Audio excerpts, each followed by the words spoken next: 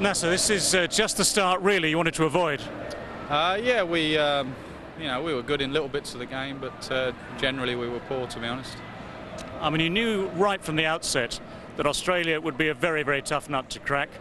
You talked a lot about the basics. I suppose if you go back to the first day, let's ignore the toss just for now, but in terms of the team actually performing the basics, they came a long way short.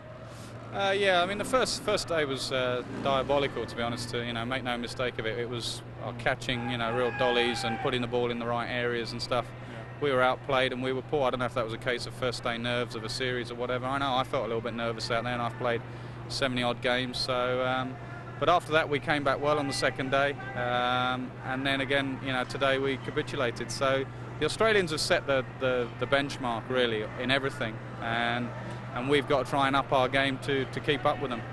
Now, you've admitted, of course, today that the buck stops with you. That toss on the first morning, you regret now making that decision.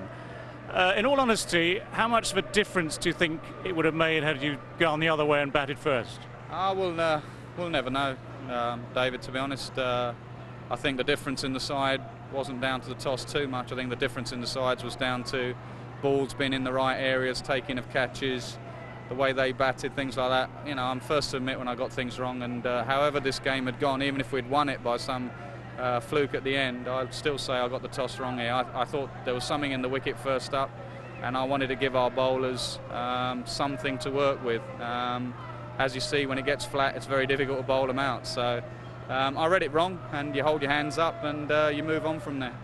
Well, given that it was still a pretty good pitch on this fourth day as well, the margin of victory must be some source of great concern to you now. It's not it's not a concern. It's nothing new. They've just bowled out Pakistan for 50s and 60s and stuff like that. They're a finely tuned outfit at the moment.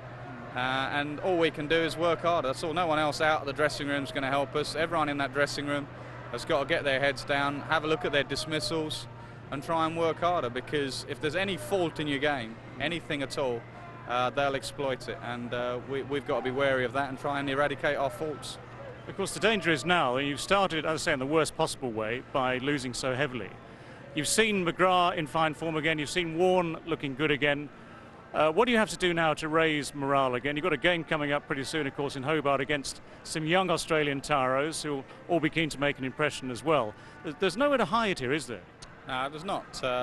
In whatever you do, like I say, with you bowl, whoever you're bowling at will come after you. And when you bat, there's never a period when you're in, because it's either McGrath, Gillespie, Warne, whoever. But we've known that for a long time. And we've got to look at the positives. On the second day, on a flat wicket, we had them 130 for 8, their batting lineup.